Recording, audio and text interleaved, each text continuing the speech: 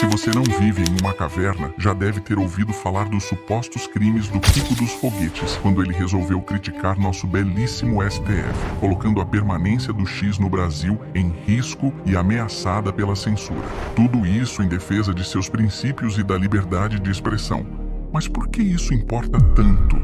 Em uma era onde a informação é poder, quem controla a narrativa controla o jogo. Os manipuladores puxam os fios como marionetistas habilidosos para subir na hierarquia ao iludir multidões com falsas esperanças e mentiras, e assim se tornam os verdadeiros reis do mundo.